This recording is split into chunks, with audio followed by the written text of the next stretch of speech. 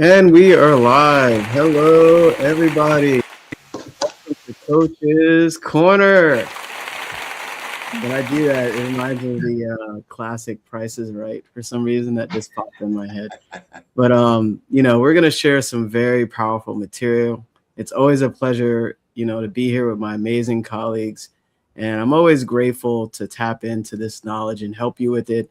I'm sure my colleagues here as well love these conversations, and you're gonna hear some amazing perspectives and experience and guidance as we close this. I don't even want to close it, but close this book of Feeling is the Secret by Neville Goddard. So we went in great depth of every chapter, probably, I think a perfect amount of depth, to be honest. And I'm sure we're going to share some amazing things here as well. So hello to everyone that's here live, and also for those that watch the replays and have been tuning in consistently as well, on a lot of the Coaches Corners we've been doing. Hopefully this has been helpful for you. So my name is Jamel Matias. I'm a certified mindset success coach / business consultant. And my purpose is to reveal the hidden potential that's already within you and guide you to your truest desires. So I'm the founder of Believe in the Unseen Consulting. It's all about believing in that dream or that goal, and it's readily there for you, and I help guide you there. And I work with individuals, entrepreneurs, and business owners as well. I'm in the Maryland area, still covered in snow and ice, and as most of the country. But I'll pass it on to my amazing colleague, Paul. Thank you very much, Jamel. Good morning, good afternoon, wherever you're listening from. My name's Paul Wooters, Success Mindset Coach. I'm in Burlington, Ontario. I'm also the leader of the Learning, Leadership, and Development Department at the World Life Education Center. And I help people make meaningful, sustainable changes to their lives, because transformation doesn't happen by accident. It happens by design and with intention. And so I'm not talking about systems here. I'm talking about aligning yourself and becoming and increasing your awareness and helping you design and create your life with intention. I work with individuals, business owners, entrepreneurs, students, and athletes. And this is material, as Jamel would like to say, it's not just gathering information, it's learning how to apply it to your life, and how to live, as we're going to talk about today, in alignment with what you want and how you're feeling, and to make, really sustainable changes in your life. And as Les Brown says, mentors are important because they see something inside you that you don't see yet, and they help draw it out of you. And I'm going to pass this over to my colleague and friend, Lou. Thank you, Paul. Good morning, good afternoon. Hi, Jamel. Hi, Alicia. So my name is Lou Perica, and I too am a success mindset mentor. And what I've noticed through many years of conversations with women, be they friends or clients or prospects, is many feel a pull towards something more. And at the same time, the self-image that they've been carrying and living from, it just no longer fits them. Even when life looks good from the outside, there's an internal disconnect, and that can feel exhausting to many women. So the conversations I lead really are about self-leadership, letting go of outdated identities, getting clear on who you are now and what truly matters to you and how you want to move forward. And really, that's what we're talking about each week here at Coach's Corner, is how to lead yourself from the inside out, and instead of reacting to everything that's going on around you. So as Paul said, it's not just listening to this information and applying it, but to also have an understanding of what you're applying. And that just makes it easier. So I'm going to now pass it over to my amazing colleague and friend, Alicia. Thank you, Lou. And hi, Paul, and hi, Jamel, and everybody there outside. in the cyberspace. My name is Alicia Espinosa. I'm also a certified mindset and values coach, and I help people create a life that feels good on the onside, to create goals or to go after goals that are aligned with their values. Because I believe that a goal without the soul without the soul in, is just a empty success, and success without you know or the soul without a goal, it will be a stagnation. So I want to help people or I help people to create a life that feels good on the inside, that is aligned with their values, so that they feel that they are meaningful, that the soul is calling them to do that, not just creating something that they think that they should create just to get happiness. And happiness is inside us, it's not something outside us. So this is what I help people with. And I am in Sweden. All right. Oh, am I too loud? Let's do it. Let's do it. You know, this is bittersweet, because this book right here, Feeling is the Secret, is so powerful and packed with so much knowledge. Hello again to those that are live. Appreciate you tuning in. And before we dive in, just feel free to reach out to any of us that you may resonate with or connect with based on what we share here, because, you know, this is life-changing material, and it'll change your results and improve your life. And that's why we're all here, to guide you to your highest self. And you're infinite, so there is no top level. It's basically how far can you go in this lifetime, right? So these are some beautiful tools or processes that Neville shares. You know, he went through every chapter, right? The law and its operation. That's where he talks about the law, just to kind of recap a little bit. And then he talked about the power of sleep, right? And I remember him sharing, we spend 1/3 of our life in sleep. Really think about that. And that's our ability. We have the ability to create even in our sleep through our subconscious. And now we talked extensively about prayer and a different way of looking at what prayer actually is, and utilizing that state as well. And we'll kind of touch up on that, I'm sure, as well, and kind of close off in the book and share just a couple things that we received from this, because I could read this over and over and over, and I know repetition is the key to learning, and it's extremely powerful to be in the presence of this knowledge. So just to kind of touch on a little bit of prayer, he says prayer is not so much what you ask for as how you prepare for its reception. So I love that, because it actually broadens your perception. It's not what you ask for. A lot of people see prayer as just getting on your knees, if you do that, or going somewhere and asking for things, you know, and I thought that for majority of my life, because that's all I knew. And this is a different way of seeing prayer. You know, it's basically, you already know it's there. You're just preparing yourself through feelings of receiving it. And he says the only condition required is that you believe that your prayers are already realized. So this is massive. Like, how do you do that? How do you believe that something physically isn't here yet? So this is faith. This is faith. And I always share, you know, on many different live streams or whatever, you're choosing either fear or faith. And what Neville talks about, you're actually choosing a consciousness of yourself, because consciousness is the one and only thing that there is. And you're choosing what you allow yourself to believe. This is really important to understand. And he says your prayer must be answered if you assume the feeling that would be yours, were you already in possession of your objective. So assume the feeling of the wish fulfilled. So this is, I wouldn't say it's like wishful thinking. It comes with a higher awareness, and everyone has levels of awareness. And what connects with that awareness is the intellect. It's what you know.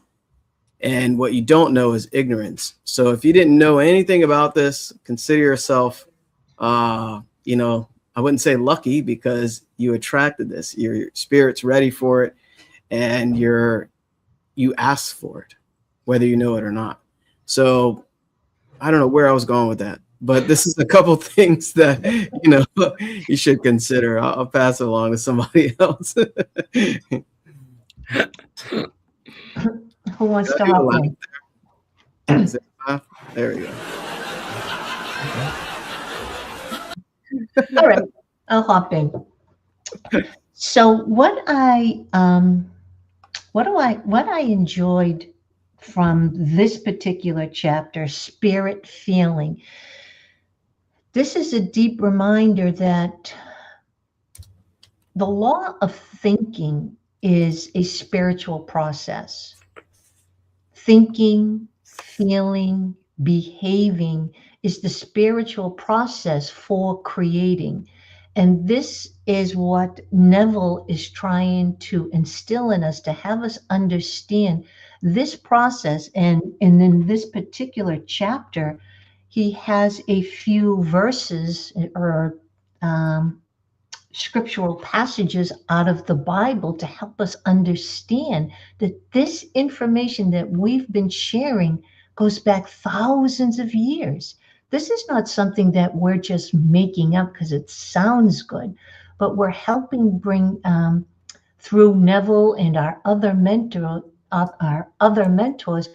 It helps us bring clarity so we can share this now with our clients, to put it in simple terms, because we are very powerful creators. But unless we understand this, unless we embody that knowledge and apply it, it doesn't, we're creating unconsciously, and many times we're creating the same things over and over. They may show up in different wrapping paper, but it really is the same circumstances and conditions. So Neville is trying to, again, relay to us our creative power that we have to create the reality. And that's why with our stick person, this stick person brings so much clarity to us. It's very simple, but when we start to understand the different aspects of the mind and what they do, but we need an image, because without an image, and simple image, the mind sounds so abstract. Like, I know I have one, but what does it really do? How do I use it, etc.? So this is what we're here to share. But one of the things that I loved in the first chapter is there is a definite feeling associated with every idea in the mind of man. Wow. Think about that.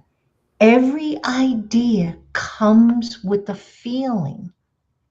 Sometimes it can be subtle, sometimes it can be very strong. And that's why we've always said, from our mentor who's taught us, this is why the want must be very strong.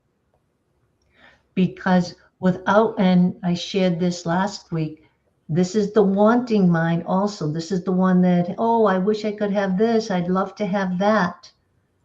But this is the executing part of the mind. This is where the habits live. So that's why the want has to be really strong. You must really want what you desire to, in a sense, override or retrain the habits that have been preventing us from achieving whatever it is that we want. So I love that the ideas are not, they're not sterile, they're emotional. We call this the emotional part of the mind. And the body responds to what the mind imagines. So this is what Neville is relating to. So I just wanted to share that little part. Alicia? Yeah, I was thank you, Lou. I was thinking about what you say about the powerful creator that we are all unconsciously. We are always creating, and it takes courage to believe that and to accept that okay, everything I am creating. Um, so it is courage. We need to, in order to take the 100% responsibility for whatever the situation we are in. And of course, there is like circumstances that we cannot we cannot create something outside us, but we are always 100% responsibility to how we behave, how we respond to that situation. And I thought about what you say about the every idea comes with a feeling, and Jem talk about the beliefs and the prayer and the faith. And I was talking to a client of mine that is she believes a lot in God and so, and we were talking, and she was like, "Oh, but I am praying all the time, and nothing happened." And I said, "Yeah, but how are you praying? And what is your belief?" But because if you pray all the time the same thing, then you don't have the faith. You don't need to pray about something many times all the time. It's like you don't go to the restaurant and go order the food all the time because you don't have faith that they will not come with the food. You know that you go and you ask for the food, you pay, and then you sit there, and wait. You know that it will come in 5 minutes or in 10 or in 30 minutes, but you know that it will come.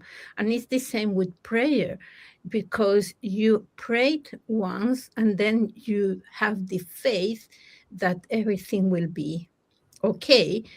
And then also what it can come is that you can get ideas like do this and do this. But sometimes we wait for something extraordinary to happen, and we don't take action for those small ideas.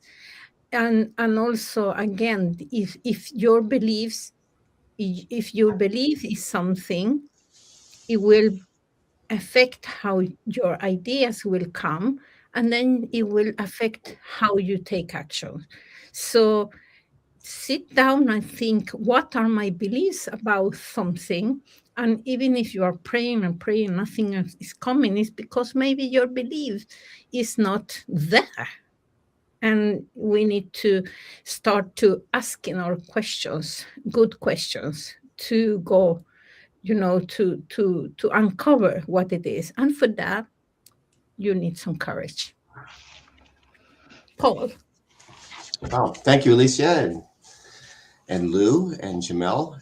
Yeah, I think that if I could sort of sum it up, I would say that what Neville is saying is that you don't rise to the level of your goals. You rise or fall to the level of your self-image.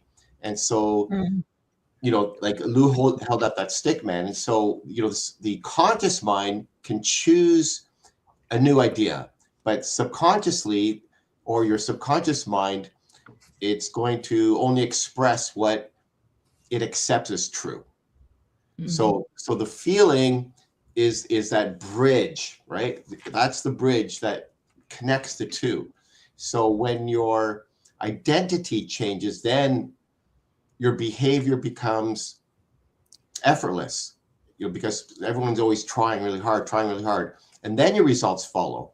But the thoughts, they don't create on their own. Feeling is what makes it happen. And when what you consistently feel is going to determine who you're being. So I think in this chapter, it's not that spirit is something external or mystical. It's an awareness itself. It's being an observer, observing your thinking, observing your feeling, and your sense of being. And so the feeling is that bridge between awareness and form, and it's what gives life to the idea. And so words without feeling, they just remain surface level. That's why, prayers fail. That's why affirmations fail. That's why positive thinking doesn't work, because it's not in harmony with what you're really believing, with what you're really feeling. And I like what Jamel always says, believe in the unseen. And it's not blind faith. Bob always taught us, like, blind faith isn't worth anything, because the first time you get a bump in the road, that's it. You give up on it.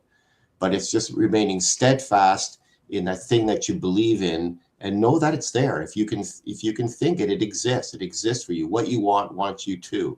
But you have to, maintain and hold on to that feeling, because when your thoughts and your feelings and your sense of self are aligned, then the action becomes natural. Otherwise, when they're misaligned, then effort increases and the results stall, because you're not in alignment.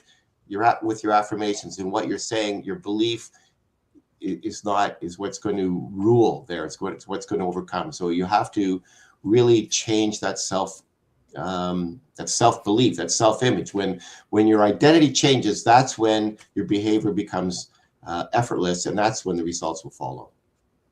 Jamel.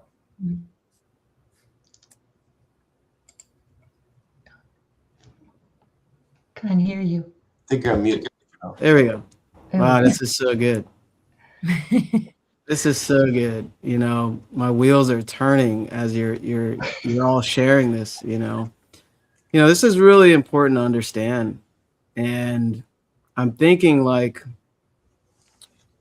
with this awareness, when you're praying, asking for something, you're announcing to the universe or to spirit or God, whatever religious background, that you don't have this thing and that you're not this person. So it's consciousness. It hears every word, or spirit, infinite intelligence. It hears every word you, especially verbally, say, and even hears your inner speech, which is your belief. So when you're asking for something, you are choosing something that you do not have by verbalizing it, right? Even believing that you don't have this thing. That's why I love that quote. Absence of evidence is not evidence of absence. So it's there. It's just in one form or the other. Remember, energy is never created or destroyed. And that's what we are. We're energy. We're a physical manifestation of the mind. And the mind is also known as spirit or consciousness. So we're actually molecules that are vibrating at a high speed to make us appear to be solid. So this is to help you kind of understand that whatever it is you want is one form or the other. And having that faith and belief, you're able to create what you want without strenuous effort. And that's what Neville is sharing here. I was just like most people, we rely on our five senses. See, hear, smell, taste, and touch. We're born that way. And that's what we feel is real to us. But if you really think about it, it's so interesting. All of your thoughts, the sum of your thoughts brought you to this moment. Every result in your life, the money you have, the lifestyle you have, the time you have to sleep, the food you get to eat, the nice homes you have, all the material things. The sum total of your thoughts created your reality. So why not create the reality that you want instead of the reality you don't want? So if you're constantly asking for something, can I get this? Can I get this? Please help me get this. Please help me. What do you think you're doing? Right? You're putting all this focus and energy into creating a future you don't want. And spirit wants to give this to you because it flows to and through you to experience oneself and expand and evolve. That's why we're here. This is why you have desires. Spirit wants to know itself through you and create more, be more, do more, have more, right? And you have a bigger impact of what you do in the world or whatever it is professionally. And he says here, the moment you accept the wish as an accomplished fact, the subconscious finds means for its realization, right? So that's when you're getting emotionally involved with whatever it is that you want. Who cares what's happening right now, your current conditions or circumstances? It's an illusion. It's past thinking and past beliefs.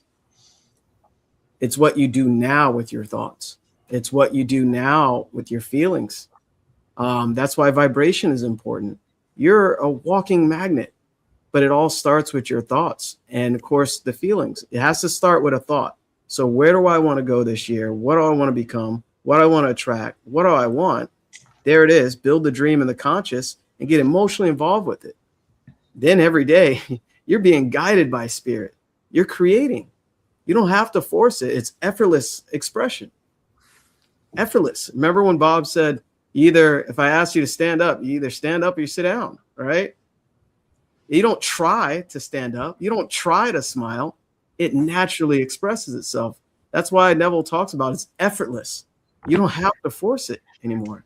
So he says the perfectly disciplined person is always in tune with the wish as an accomplished fact. So how do you do that? It's discipline. It's mental discipline. It's subjective control. So you can't let other people's ideas and negative Nancy's and sour Steves to dictate what you feel and what you think. They're out there because they got so programmed and conditioned to being that way. But this is where you're disciplined in your own thoughts and you know what you're creating, you know what you're attracting. So I can go on and on and on about that, but you know, that's a couple things that come to mind. Thank you. You're so funny, Jamel. So I just wanted to go back to what Neville first says, that there's a definite feeling associated with every idea in the mind of man. Then he goes on to say, faith is a feeling.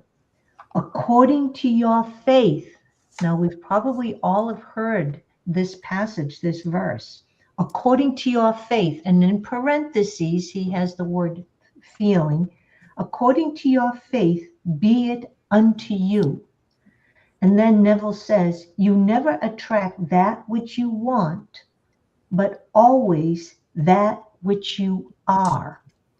As a man is, so does he see, meaning who he is objectified in his outer world. So we do not manifest words, we manifest states of being. And we get to, so I just want to go back to our stick person. So this is just a little teaching here. In our thinking mind, where we get to make decisions and choose and use our imagination and our focus, all of these tools that we have up here in the creative part of our mind, this is our conditioned part of the mind. So if you never even use this part, for an example, this already has the personality and your habits and beliefs have already been developed since a very young age. Everything's been recorded. So the majority of us are living off of this, the recordings. This part is the master key. This is where you get to say, yeah, I don't like my results. I don't care for the relationships that I've been in. I want more in life. It just feels off because you've been living off of this, but there's a knowing, because intuition is up here and it's calling you. It's calling for more growth. But until we use the mental faculties that are given to us, this is where our power is. But we're living from habit. See, this is why there's a heart connected here, the emotional mind, because emotions make people act, behave in certain ways, who they believe. But maybe this old identity doesn't feel right anymore. You've outgrown it. So we need to go to this part of the mind to create, geez, what would I like? What would I love? And this is why we talked about, when I mentioned earlier, you must really want it, meaning to be consciously aware of that desire throughout your day. Because if you just pick it up and then put it down, pick it up and put it down, as you're putting it down, this is like, okay, I've already got your personality recorded and your beliefs and habits. And until this part of the mind retrains this part, we will continue to get the same results over and over. That's why having an understanding of what we're all about. And this part is your gift. This is the part that's the gift. But we need to retrain this part.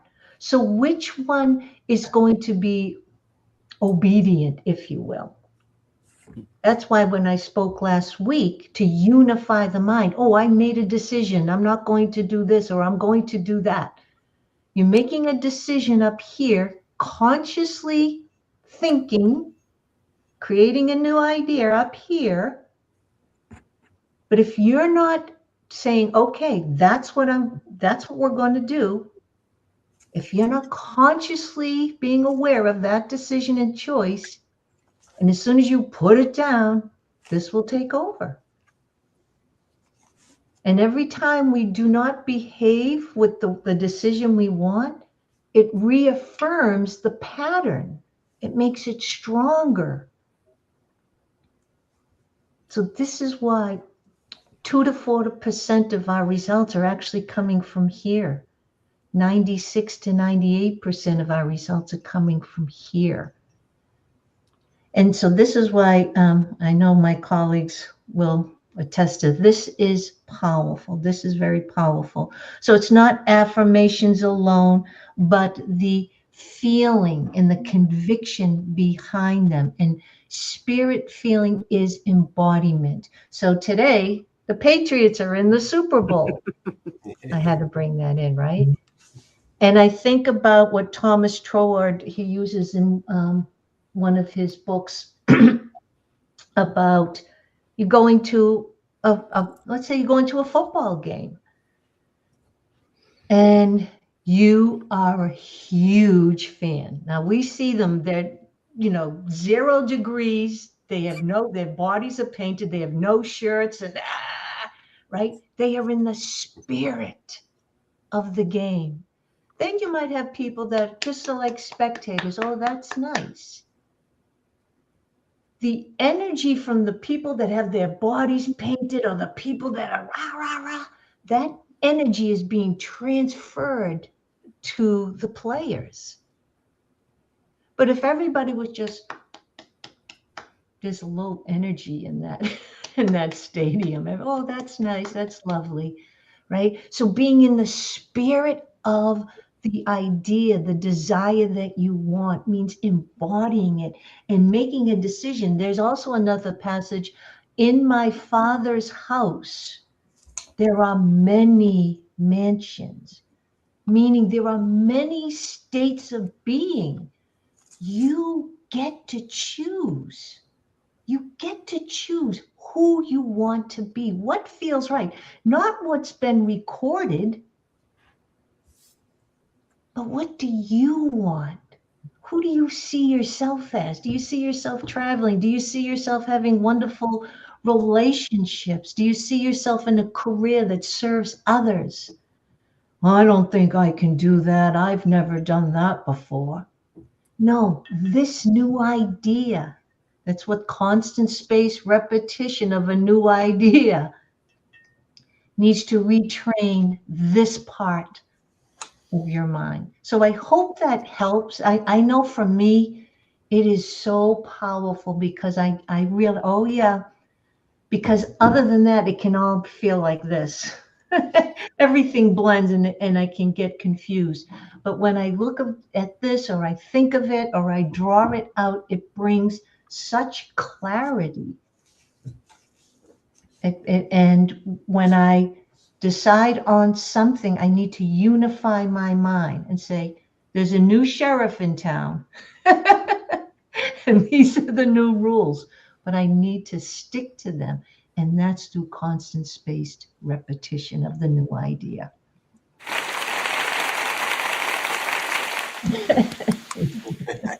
Amazing.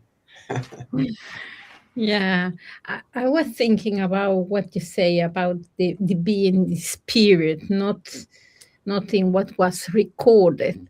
And I was talking to a client of mine, and because we were saying about that the personal development or personal growth is, for me, is a value and is something that is part of me now. But I remember when I started, it was like, oh, I need to do this lesson, or oh, now I need to do that lesson, until I decided that this will be a part of me, because I wanted to know who I am, who is this person in this body, with all this clad, all this slag from that has been putting on me from childhood. Who is that? What is the diamond inside? Who is the diamond there? And is why I therefore decided that for me is a value the personal growth and to discover myself, not to be another person, but who I really am who I really am. This is the English, yeah. But you say about the identity that is outgrowth, and Marshall Goldsmith, he wrote a book that is what is the name? What took you here will not take you there, something that. And it's about that sometimes we stagnate, and because we say that, oh, but I was successful in that and that, and you start to using the same strategy to reach farther, but then you will stagnate, because if you set a goal that is is intended for you to grow, and you are still using old strategies, it will be like that you will not achieve that, and then you will get the frustration. And also I was thinking about the thing that Jamel say about the absence of evidence. And I believe that everything that we want is on the other side of that wall that we create ourselves, a wall between what we want and when we are. Because it can be the beliefs that we have, the fear, the habits, actions, behavior, all this create a wall that separate us from what we want. And we need to create new things, to start to grow ourselves so that we can destroy that wall. So everything that we want is on the other side. We just need to create what we need. and to take action, because we think that, oh, everything will come from the heaven, but if you don't take action, then you can want everything, but nothing will happen. So yeah, so that is what I wanted to say about that. Yeah. Yeah, thank you, Alicia. It's so relatable what you said, especially at the beginning, because it's relatable to me. Because I remember at one point, I mean, I just really want to look inside and see who I really was. Who am I really, and what is the possibilities, and what is the potential for me really? Not that anything was really wrong, except that I didn't really know like who I was and what I'm capable of. And that's really what drew me to Bob and this material. And it's a constant evolution of change and understanding, and of loose as understanding, but really about being aware of who I am and what's possible for me, and anything is possible. And going back, so I love that, what you said there, Alicia. Going back to what I was going to say is that, you know, in this book, you know, the author Neville Goddard, he's making a really important, crucial distinction here. He's saying, you know, thinking about something isn't enough, right? And wanting something isn't enough. And repeating affirmations isn't enough, because the subconscious mind accepts an idea only when it's accompanied by feeling. And that's why, you know, the book, Feeling is a Secret. The subconscious accepts an idea when it's accompanied by feeling. And feeling is a sign that the idea has been accepted. And then once it's accepted, then the expression is inevitable. Then there isn't effort. Okay, so you don't wait for proof to believe, right? You assume first, and then the evidence follows. And that reverses how most people live, right? Most people wait for the circumstances to change outside. When that changes, when this happens, then I will do this. But you have to reach a different feeling first, and then the circumstances must follow. Otherwise, you get that terrible loop, and it becomes effort, because it's not in alignment with what you believe. You have to have that feeling first before, you know, things really start to happen. And that's where, as Jamel said, that's where you look around, you see the results. It's what you believed first. It's what the feelings that you had previously, but that can change at any moment now, because now, you know, where you are right now is from your past thinking. So if you want to have a different future, then, and you can change that by changing those things now, but you have to believe first. You have to have that feeling first. And it's hard to do sometimes, but you do have to get into that state first before you're going to really see the results. Otherwise, it's really, you know, sometimes it can be like hitting your head against the wall, and it's so frustrating. But when you change that around, suddenly things just start to happen for you. Jamel. Yeah, that's such a great point, you know, because the outside is a reflection of the inside, and we're the cause, and the outside is an effect. And a lot of times we allow the effect to shape the cause. And that's the cycle that many people continue to do throughout their lives. And it's important that you break that cycle, because once you do, you start attracting the things that you want, and you actually raise your awareness and understand yourself that you're a lot more powerful than you're even consciously aware of right now. And I wanted to shout out a few people that are here live. Thank you for the nice comments. Appreciate you. Thank you guys for posting these wonderful dialogues. Thanks for tuning in. I'm glad it's helping, you know, and you shared something else as well I wanted to touch on. You said it feels like, go ahead, Alicia, you wanted to say something? No, it's like you can read it first, and then I can say something. Okay. It feels like life is so challenging so often, and the pains pile up beyond belief. Hearing these positive and powerful affirmations of life are truly helpful. Thank you, Jamel, Paul, Alicia, and Lou. So briefly, I know Alicia has something to share here briefly, if I will. Yeah. I read that, and I think so. Life is life,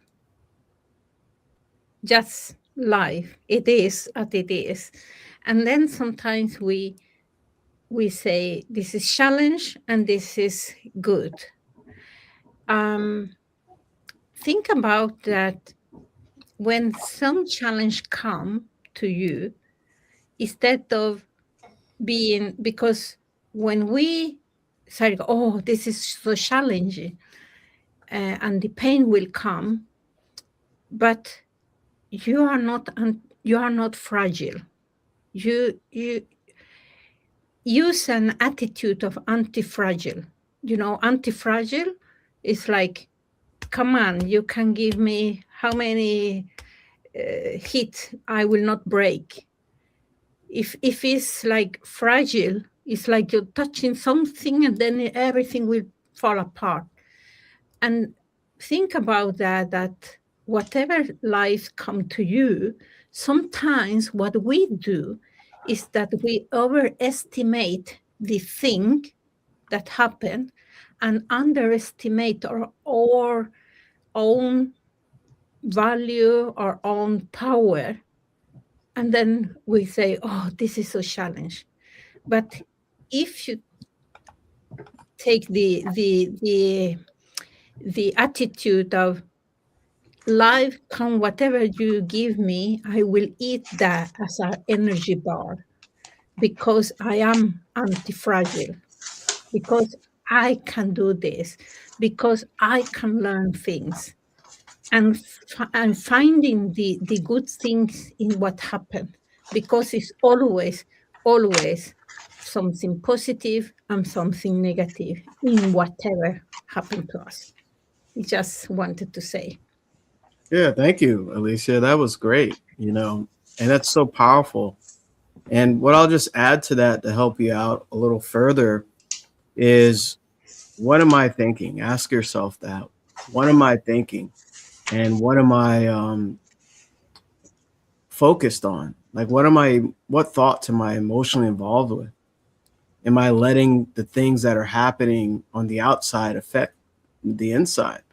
Right? And that's exactly what we're talking about. So if the negative things are really what you're focused on, you have a choice to choose.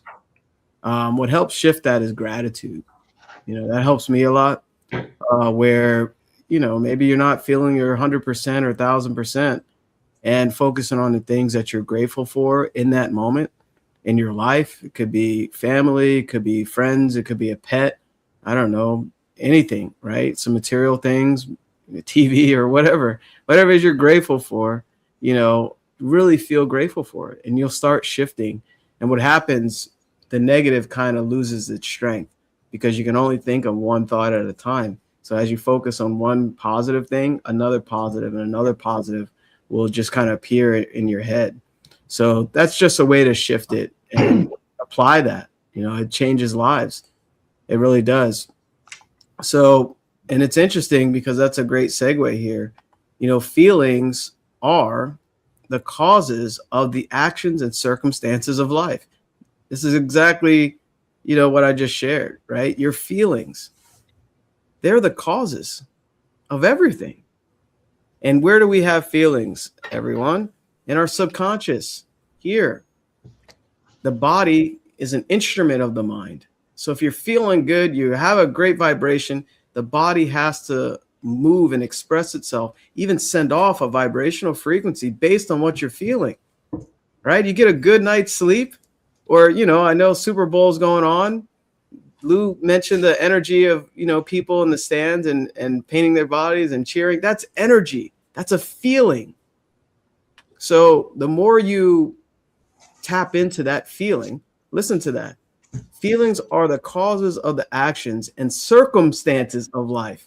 So your feelings are creating your circumstances.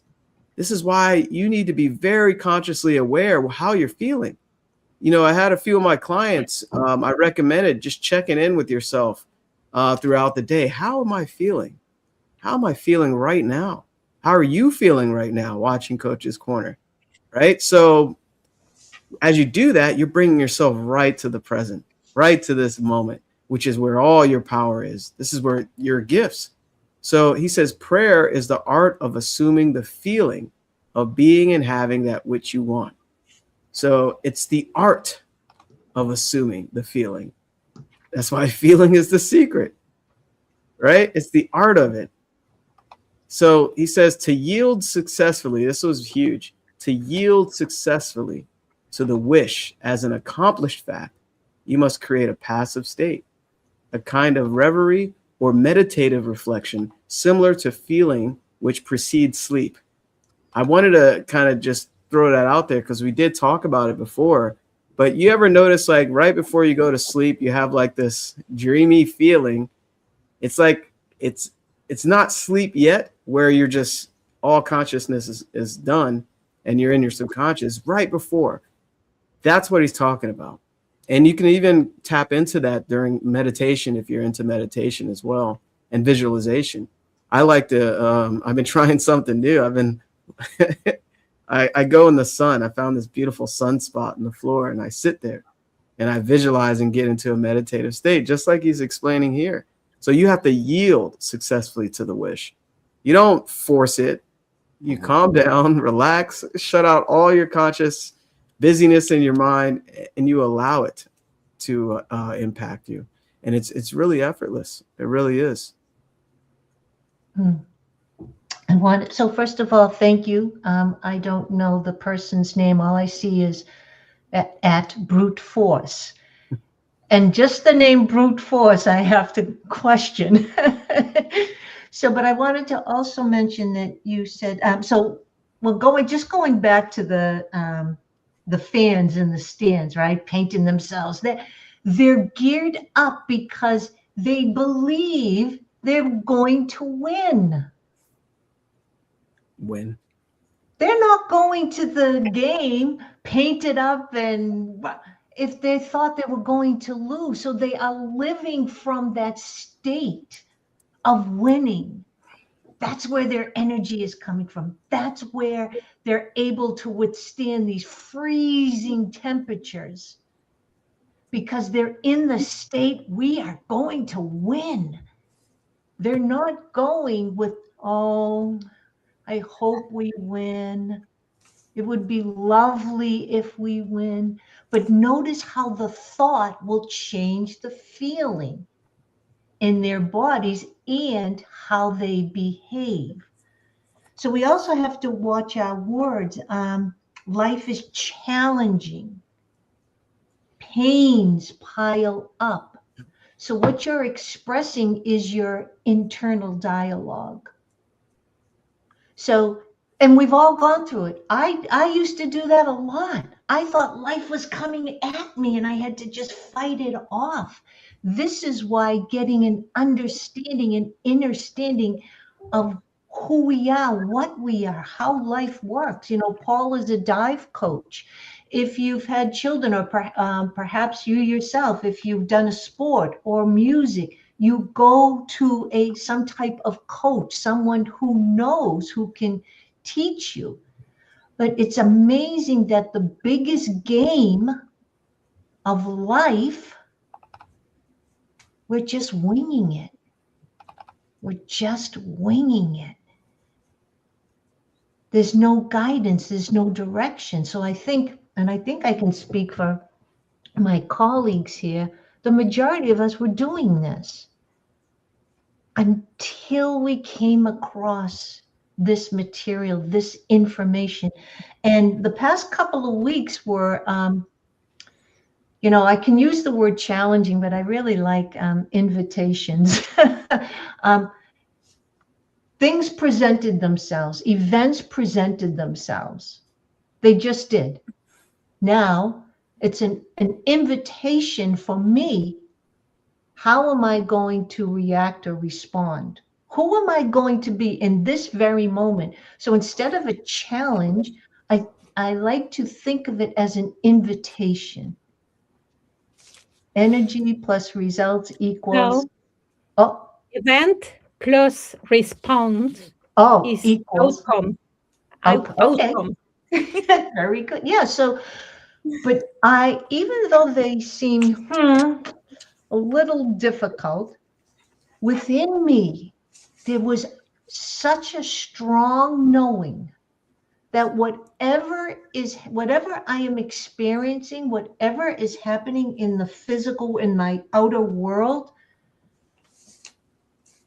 I know. There's something there for me. There's something for me to learn, something that is showing me, my beliefs, my thoughts. So I don't get wrapped up in the event. I'm more focused on, and like, what am I learning? What is this showing me? And then taking a deep breath and knowing everything's going to be okay. I just know that. And I think, again, I can speak for all my colleagues here. We just know. And we ride the wave.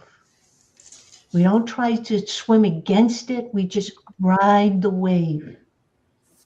And what's that quote? Everything will be okay in the end. And if it's not okay, it's not the end. And there's just one more little passage. Be ye transformed by the renewing of your mind. You have the power. You have the power. Geez, I don't like the way I've been feeling. I don't like those constant thoughts that I have. Here's your key. You get to make the choice. You get to make the choice. One of the last sentence that he has here, and I have it highlighted in a heart. When a man believes in the value of the advice given him and applies it, he establishes within himself the reality of success. I'll end my part with it.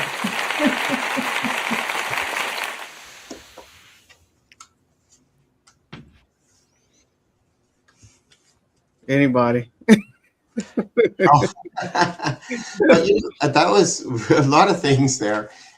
Interesting. Jamel said he had a check-in with his clients, and a check-in is, how are you feeling?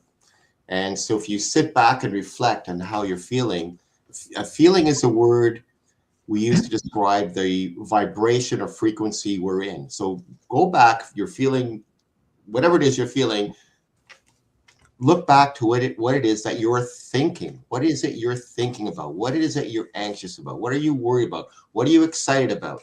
When you're excited about a trip and you're excited, you feel great. You feel good. You're going. And when it's, Christmas morning, you feel great. What are you thinking about? But maybe there's a test result you're waiting for, or maybe you're not looking forward to dealing with a certain client. So all of a sudden you're feeling, anxious or something like that. So you have, be aware, monitor when your feeling is telling you what it is you're thinking. So you have to go back to that. And the other thing Lou said, interestingly, was because I coach young athletes diving, springboard diving. And so, divers will come. I'm the same coach. They have the same facility, the same board. And some students will go on the board and they don't believe they can do it. Their default is, I'm going to make a mistake. I'm going to smack. I'm going to fall on my face, going to fall on my back or something like that. Whereas someone else is going to go for it. It's not that they're not scared, but they have this belief that they can do it. And I like to remind, all the athletes, whatever you see someone else doing, you can do too. Maybe not at this moment, but there's no, I can't. I'm not able to right now. I'm nervous right now. Those are all acceptable thoughts, and we can overcome that. But just saying I can't is not an acceptable idea. And so generally, our default mechanism, and that's just an example, like in sports, like someone standing at the end of a diving board, I can't do this. I can't do it. I just saw someone else do it. but I can't do it. You just, I've given you all the lead ups, all the instructions, you've had all the same training, and now it's just a matter of you doing it. And you have to see yourself doing it, and you have to believe that you can do it. And so, the secret, as Neville is saying, the secret is that the feeling is going to determine your identity. So I believe I can do something, or I don't believe I can do it. Why is that? Why is that? What is going on there? But when your feeling changes, then your behavior will change. And when your behavior follows, then your whole life reorganizes. There is without this force, without this effort, you have these, like someone mentioned, these challenges, or Lou mentions, these invitations. But Neville's insight is that life doesn't respond to what we want or what you think about occasionally. It responds to what feels natural to you and to who you are being. And that's why Neville is saying, you don't become what you want, you become what you are. So when your conscious thinking mind selects an idea and, with feeling, it installs it into your self-image, then you move differently. Then the choices change, then your actions change, and then the results just follow without the real force. So the real work isn't chasing outcomes, it's aligning your identity. Change your self-image, and then the world has no choice but to reorganize around that. Jamel.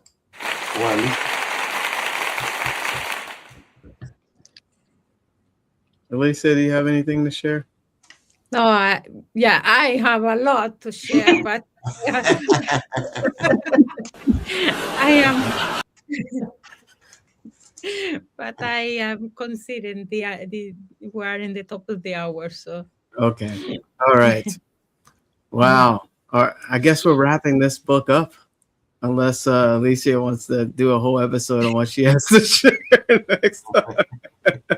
But no, this has been such a great pleasure sharing this amazing, powerful book. And I'm glad, I'm grateful we're all in synergy to share this knowledge, because it changes everything when you apply it and understand it.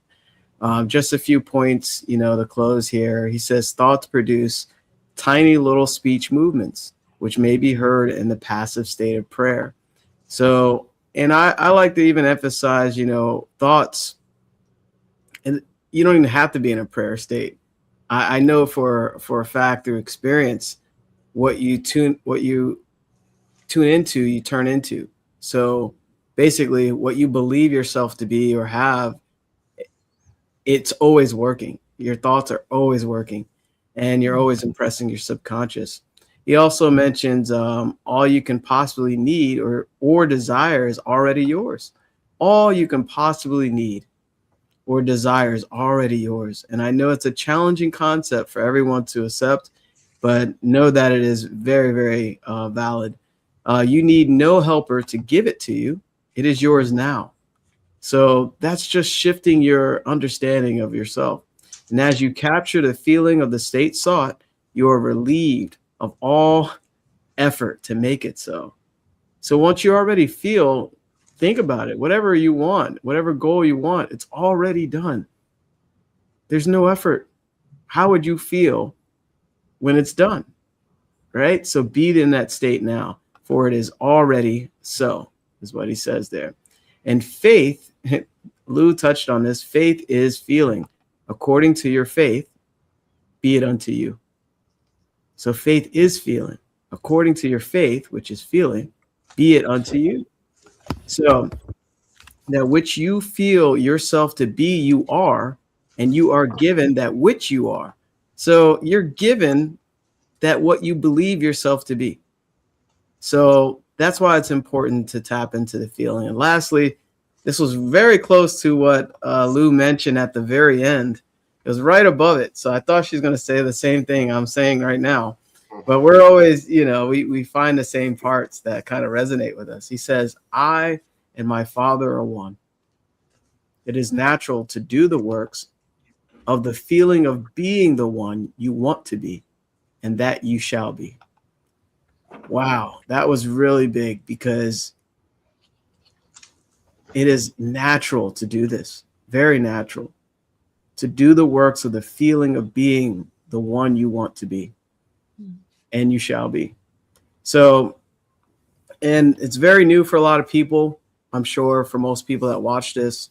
But as you take it one day at a time and really even just make believe, just pretend, use that marvelous sacred gift of imagination, pretend, you'll start developing that mental muscle, and it'll start feeling really good. And you're actually creating on the spiritual creative plane as well, rather than forcing things, and it's effortless. So, and you're tapping into basically your greatness. So, of course, if anything resonated with you, and this motivated you to apply it or learn more about yourself, as you can tell, all of us here want to help you dearly, because we went through a lot of experience with this material. And don't think that this is the end for you. This is the new beginning for you, because you attracted this, you watched it to the end, you're watching a replay. Why do you think you keep coming back? Because you have greatness within you. So feel free to reach out to any one of us. Our call links are either in the comments or the description. Of course, whatever platform you're watching this, just message us, because we want the best for you and to guide you to whatever result that you want. All right, everyone, this has been amazing. Coach's Corner. We'll see you next time, and we're going to surprise you with our next topic. Bye, everybody. Thank you, everyone. Thank you.